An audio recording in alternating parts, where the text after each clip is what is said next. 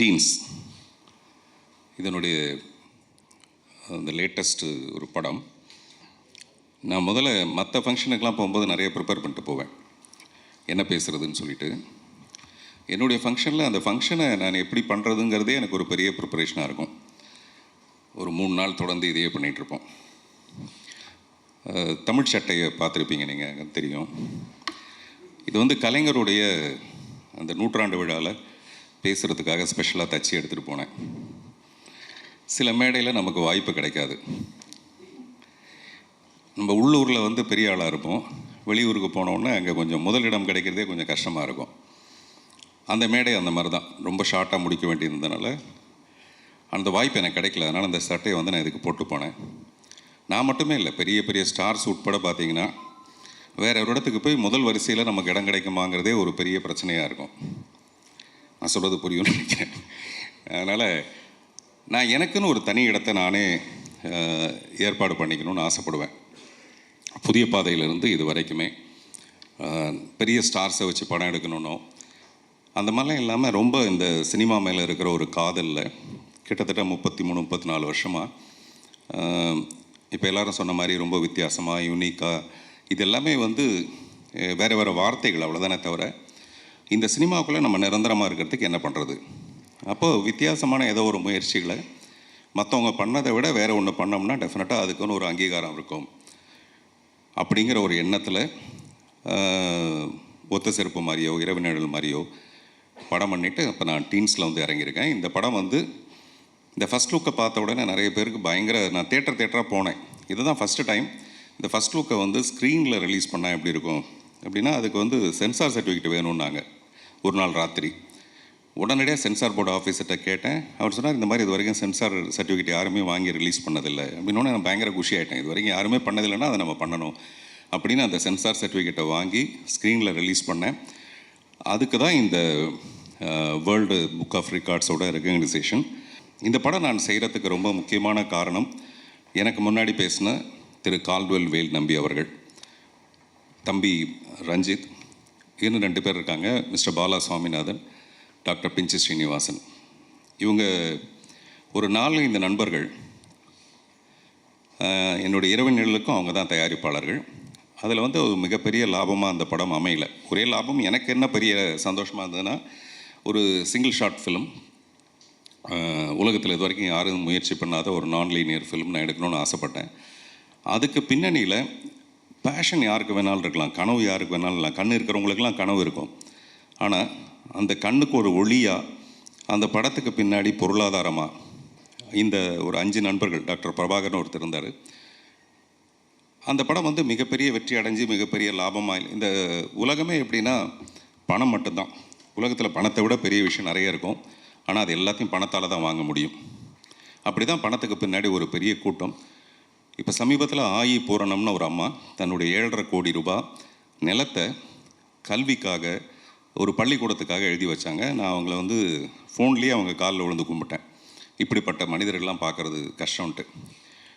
என்னை விட அதிகமான பேஷன் வந்து திரு கால்டுவெல் வேல் நம்பிக்கும் ரஞ்சித்துக்கும் இருந்ததுனால தான் மறுபடியும் இந்த டீன்ஸுங்கிற ஒரு படத்துக்கு அவங்க தயாரிப்பாளர்களாக வந்திருக்காங்க. இப்போ இந்த படத்தை என்ன விலைக்கு விற்க முடியும், எவ்வளோ லாபம் வரும், அது எதுவுமே அவங்களுடைய எதிர்பார்ப்பு கிடையாது. என்னுடைய கனவுக்கு ஒத்துழைக்கணும், அவ்வளோதான். ஸோ அதனால் அவங்களுக்கு காலத்துக்கு நான் நன்றி சொல்லலாம். அது இந்த படம் வந்து பொருளாதார ரீதியாகவும் ஒரு பெரிய வெற்றி அடையுன்றது என்னுடைய நம்பிக்கை. காரணம் வந்து இது ஒரு குழந்தைங்களை வச்சு நான் பண்ணுற ஒரு படம். 13 குழந்தைங்களை வச்சுட்டு குடும்பத்தோடு பார்க்கக்கூடிய எந்த எக்ஸ்பெரிமெண்டல் முயற்சிலாம் இல்லாமல், பட் அட் த சேம் டைமில் நீங்கள் பார்க்குற ரெகுலரான ஒரு ஃபில்மாக அது இருக்காது. அந்த மாதிரி ஒரு படம் பண்ணிகிட்ருக்கேன். இந்த படத்துக்கு வந்து ஒரு பக்க பலம் திரு கேமி கேரி, இந்த படத்தோட சினிமாட்டோகிராஃபர். நீங்கள் விஷுவல்ஸ் பார்த்தீங்கன்னாவே தெரிஞ்சிருக்கும், அவர் ரொம்ப பிரமாதமாக இந்த படத்தை பண்ணியிருக்காரு.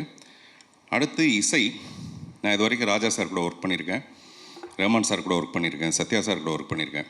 பட் இமான் சாரோட ஒர்க் பண்ணணுங்கிறது எனக்கு ரொம்ப ஆசை. நான் ரொம்ப நாளாக அதை ட்ரை பண்ணேன். ஏதோ ஒரு காரணம், மைனாலாம் படம் பார்த்துட்டு 4 ஃப்ரேம்ஸில் கீழே நின்று மிஸ்டர் உதயநிதி ஸ்டாலினுக்கு வந்து ஃபோன் பண்ணி இந்த படத்தை நீங்கள் வாங்கியே தரணும்னு சொல்லி அவரை வரவழைச்சி படம் காட்டினேன். அவர் இப்போ சொன்னார், ஒரு காதலிக்கு தான் இந்த மாதிரி பண்ணுவாங்க. என் காதல் அங்கேருந்து ஆரம்பித்தது இமான் மேலே. அப்போ ஆரம்பித்த காதல் அது இது வரைக்கும் நீண்டு இப்போ தான் நாங்கள் 2 பேரும் ஒரு கல்யாணம் பண்ணிட்டு குடும்பம் நடத்துகிற லெவலில் ஒரு 7 பிள்ளைங்க பிறந்திருக்கு. நான் சொல்கிறது 7 பாட்டு. இத்தனைங்க நாங்கள் நிறைய நைட்டில் ஒர்க் பண்ணுறவர் கிடையாது அவர். அதனால் எங்களுக்கு ஃபஸ்ட் நைட்டாக இல்லாமல் எல்லாம் ஃபஸ்ட் டேவாகவே நடந்துருந்துருக்கு இவ்வளோ நாளாக. அதில் எனக்கு அவர் மேலே இருக்கிற இப்போ நான் ராஜா சார் கூட ஒர்க் பண்ணிவிட்டு ரஹ்மான் சார்க்கெலாம் ஒர்க் பண்ணிவிட்டு நான் நிறைய பேரோட இருந்து வாழ்ந்துட்டு வந்திருக்கேன் இல்லையா. அதனால் எனக்கு தெரியும் ஒவ்வொருத்தர் என்னென்ன பண்ணுவாங்க, இமான் சார் எப்படி ஒர்க் பண்ணுவாருன்னு. என்னை விட ஒரு 10 மடங்கு பன்மடங்கு அந்த லிரிக்ஸ் மேலே ரொம்ப பயங்கரமாக கவனம் செலுத்தி இந்த லிரிக்ஸ் வந்து தேயாமல் அந்த பாட்டு எவ்வளோ சிறப்பாக வரலாம். அப்புறம் அவரே சொன்னார், நானே கொஞ்சம் விட்டுட்டா கூட அவர் விடாமல், அல்லது அவரே விட்டால் கூட நானும் கொஞ்சம் விடாமல், அந்த மாதிரி 2 பேரும் ரொம்ப ஒரு பியூட்டிஃபுல் தம்பதிகளாகவே நாங்கள் இந்த படத்தில் வாழ்ந்திருக்கோம். ரொம்ப ரொம்ப சந்தோஷமாக இருந்தது. நான் அடுத்த படத்துக்கு வேறு மியூசிக் டைரக்டர் நான் முன்னாடி நினச்சிருந்தேன் இந்த படம் ஆரம்பிக்கிறதுக்கு முன்னாடி. இப்போ இந்த நினைப்பு இப்போ மாறிப்போச்சு. அது வந்து அவர் ஏற்படுத்தின ஒரு விஷயம். அவர் அதை நினச்சி அவர் எதிர்பார்த்து செய்யலைனா கூட இப்போ எனக்கு ஒரு பயங்கர ஈடுபாடு. இன்னும் ஒரு 10 பாட்டு. அப்புறம் இப்போ இந்த படத்தோட பேக்ரவுண்ட் ஸ்கோர் எப்படி வரப்போகுதுங்கிறது எனக்கு ஒரு பயங்கர க்யூரியாசிட்டி. இமான் சார்கிட்ட வந்து எனக்கு ரொம்ப பிடிச்ச விஷயம், அவர் வந்து ஒரு சிறந்த தந்தையாக இருக்கார். இப்போ அவர் பேசும்போது கூட அவர் மட்டும் இல்லை, அவருடைய தந்தையும் அப்படி தான் 3 குழந்தைகளும் நல்லா இருக்கணும்னு வேண்டிக்கங்க அப்படின்னு சொன்னார். அதோட அர்த்தம் என்னென்னு எனக்கு தெரியும் நல்லா. நானும் 3 குழந்தைக்கு அப்பா தான். இமான் சாருடைய அப்பாவை வந்து நம்ம இந்த நேரத்தில் ரொம்ப பாராட்டணும். இந்த படம் பண்ணுறதுக்கு ரொம்ப முக்கியமான காரணம் அவர். என்னெல்லாம் ஒரு மியூசிக் டைரக்டருக்கும் நமக்கு நடுவில் என்னெல்லாம் பிரச்சனை வருமோ அந்த எந்த பிரச்சனையும் வராமல் அவர் பார்த்துக்கிட்டதுக்காக அவருக்கு நன்றி. அவருடைய 3 குழந்தைகளும் சிறப்பாக இருக்கணும். அவரே சொல்லும்போது சொன்னார், சில பிறந்தநாள் ரொம்ப சந்தோஷமாக இருக்கும், சில நாட்கள் வந்து சோகமாக இருக்கும் அப்படின்ட்டு. இப்போ கூட அவர் ஒரு சின்ன சோகத்தை கடந்து இந்த பிறந்த நாளில் கூட அதை ரொம்ப மறைச்சிக்கிட்டு அந்த கஷ்டமே வெளியில் தெரியாமல், அந்த மாதிரி மிகப்பெரிய ஒரு கலைஞனுக்கு கூட அந்த பற்றுங்கிற ஒரு விஷயம் மிகப்பெரிய ஒரு விஷயம். அதனால தான் அவருடைய பாடல்களில் இருக்க அந்த எமோஷன் கனெக்ஷன் வந்து அவ்வளோ பிரமாதமாக இருக்கும். அவர் தேசிய விருது வாங்கின பாடல் உட்பட. ஸோ அப்படி இமானோட நான் ஒர்க் பண்ணுறது ரொம்ப ரொம்ப சந்தோஷம். இன்னும் அவரை பற்றி நிறைய பேசுகிறதுக்கான நிறைய மேடைகள் இருக்குது. அப்புறம் இந்த விருது வந்து எனக்கு ரொம்ப மகிழ்ச்சி. அப்புறம் ஒரு படத்தோட ஆரம்பத்திலேயே இந்த மாதிரி உலக லெவலில் அது ரெகக்னைஸ் ஆகிறதுங்கிறது ரொம்ப ரொம்ப ஒரு பெரிய உத்வேகத்தை கொடுத்துருக்கு. விரைவில் இந்த படம் திரைக்கு வரும். இது வரைக்கும் பத்திரிகை நண்பர்கள் எல்லாருமே வந்து ஊடக நண்பர்கள்லாம் நான் என்ன பண்ணாலும் அதுக்கு ஒரு மிகப்பெரிய அக்கறையோடு அதுக்கு ஒரு இம்பார்ட்டன்ஸ் கொடுத்து நீங்கள் பண்ணிகிட்ருக்கீங்க. உங்கள் எல்லாருக்கும் என்னுடைய மனப்பூர்வமான நன்றி. வேறு ஏதாவது விட்டு போச்சா நிக்கில்? ஒன்றும் இல்லை. ஓகே, நான் பாலிடிக்ஸ் எதுவுமே பேசவில்லை என்பதை அமைதியுடன் தெரிவித்துக் கொள்கிறேன். நன்றி, வணக்கம். அவர் எப்போவுமே புதுசாக தானே செய்வார்.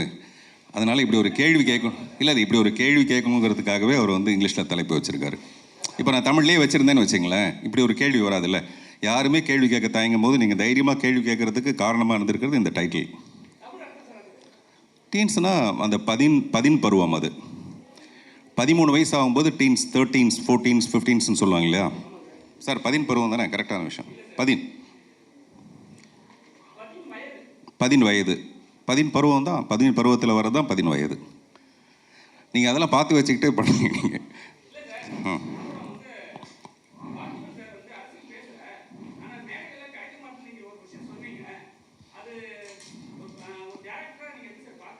எதை? இல்லை, நான் அப்படி சொல்லலை. சில மேடையில் சில முக்கியமான, இப்போ அன்றைக்கி வந்து அந்த நிகழ்ச்சி ஆரம்பித்ததே கலைஞர் நூற்றாண்டில் வந்து ரொம்ப தாமதமாக ஆரம்பித்ததுனால, சிஎம்க்கு வேறு உடம்பு சரியில்லாமல் இருந்ததுனால சீக்கிரமாக முடிக்க வேண்டியதாக இருந்தது. அப்போ ஒரு 4 பேர் மட்டுமே பேச வேண்டியதாக இருந்தது. நான் போய் மேடைக்கு பின்பக்கம் போய் பேசிகிட்டு இருந்தேன். எனக்கு அந்த மாதிரி ஒரு வாய்ப்பு கிடச்சி பின்னாடி போய் பேசிகிட்டு இருந்தேன் நான். அதனால் நான் அதை என்ன சொன்னேன்னா பாசிட்டிவாக சொன்னேன். எல்லா மேடையிலையும் எல்லாருக்கும் வாய்ப்பு கிடைக்காது. நீங்கள் சமீபத்தில் இருக்கிற மேடையெல்லாம் கூட பார்த்துருப்பீங்க அப்படின்னு சொன்னேன் நான்.